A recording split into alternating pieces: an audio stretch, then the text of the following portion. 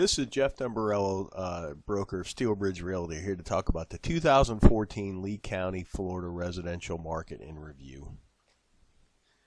Disclosure, this is my work done for me and shared with you. The data came from multiple sources. Those sources are the Lee County Clerk of the Court, the City of Cape Coral, the U.S. Census, and the MLS data. About us, we're a licensed real estate brokerage. We use cutting-edge marketing techniques to offer solutions in today's challenging environment. Our group of professionals have decades of experience. And whether you're buying or selling a home, hire someone like us. We want to earn your business. We invite you to contact us. We will be happy to assist you with this important transaction. 5 things you need to know that happened in 2014. Number 1, the distressed market is really an afterthought to everyone but the buyer who waited too long to enter the market and the service providers who made it their entire business model. This is a chart showing the percentages by month of the distressed market, and here lately we're in the all the way from 15 to 21% in 2014. Here's a chart of foreclosures. I made this chart last January, and I was pretty sure we had assumed the new normal status. This is the chart from this year, and we have definitely assumed the new normal status of foreclosures, which is essentially about 125 to 300. Here's the entire foreclosure trend for perspective. This was the second bump. I think a lot of people thought it was going to resemble this as another second wave. Supplying new inventory is one of the market's biggest challenges. Rising prices will induce some sellers to trade out. But then you got to question where you're going to go if you sold your home, and remember you're going to have to buy into the same market. And if you're an investor, you got to ask yourself, what are you going to do with the money? New construction is the answer to the inventory problem. Here's a couple things to think about. The appraisals will hold prices in check for a little bit until the channel's a little better defined. We're seeing that in our day-to-day business now. Interest rates are still very low, which makes homes affordable. We're really in the market missing an entire vintage of about 2008 through 2013. Land is still historically cheap for now, and here's some perspective on the land prices. This is all lots, all lot types in Cape Coral, average and median price. When you're looking at the last cycle, you really don't get what's going on in this cycle. So when I take the shorter view of just this cycle, the Cape lot market is recovering pretty well. The market is stabilizing in relation to the bubbles of activity. We do bubble charts here to kind of let everybody know where most of the people are looking in the market. Last year's bubble chart, this is from when 2013 versus 2012. There's a very clear shift in the market as it shifted over. When I did 13 versus 14, there really isn't that much of a difference. The market's pretty much stabilized with, we're missing some cheaper homes in the $70,000 price range, but we're selling more 170,000 all the way up into the millions. This chart's a neat chart. It shows the last cycle and this cycle by pricing. The red line being the last cycle, the blue line being the current cycle. And you can see that we mimicked the last cycle for a while, and then you're starting to see 04 and 05 in the last cycle pulled wildly away to where we're just getting slight price increases, but not like we did before. And this is really a function of the banks aren't giving out crazy loans. There's no stated income, no stated asset loans. So this is a sustainable market that's actually driven by sensible leverage. Some perspective, we operate in a seasonal and a cyclical market. The seasonality is really determined by our weather. Up north, when it's warmer, is when they're busier in the real estate market. Here, when it's a little cooler, is when we're busier in the real estate market. The cyclical part of our market is governed by demographics, and we're going to talk about something, seasonal pricing bumps as well. Right now, we're in a sustainable boom. MIM is money in motion. It's every dollar that flowed through. This is actually dollars sold by realtors. And we had an 8.7 increase in the actual volume in the market. The amount of transactions went up 1.1%. The median is actually rising faster than the average, which shows the bottom of the market is coming up faster than the market itself is correcting. The percentage of bank-owned properties jumped up slightly from 13.6 to 15.05, where short sales really fell off the map.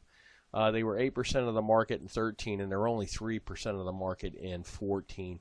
And another neat thing to look at, cash sales in 2013, 60.7% were cash in 2013.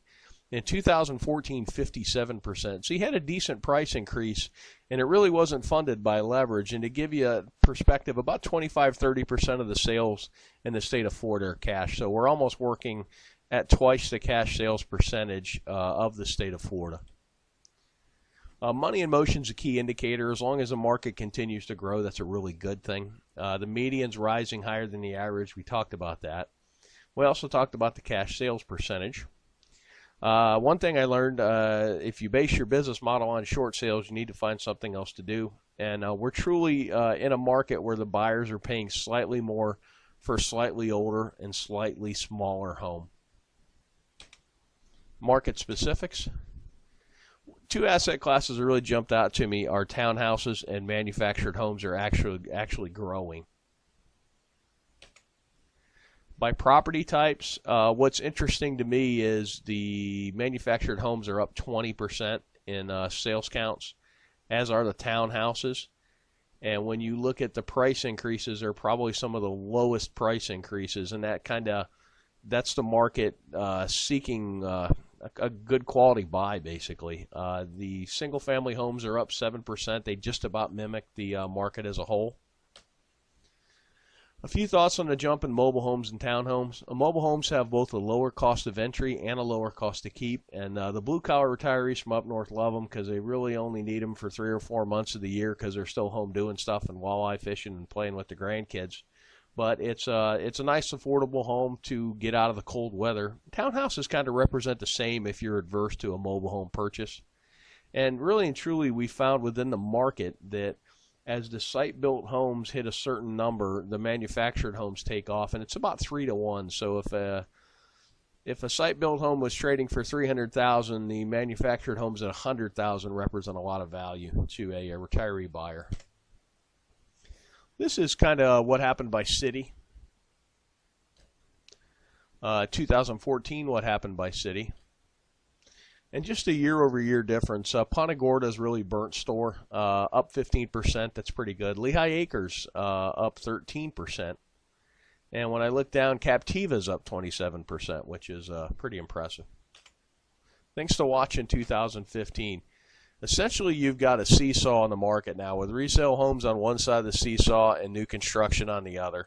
And they're going to trade back and forth. As the new construction takes a leg up, then the resale become attractive, and then vice versa. I'm seeing sometimes in the market where for a 10% increase in price, you can get a brand new home versus a 9-year-old home. That's kind of a no-brainer.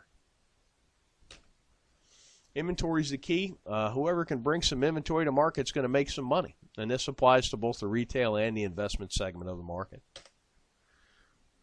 This is single-family permits in Cape Coral. When you look at the totality of the last cycle, you really don't get that excited about what's going on now.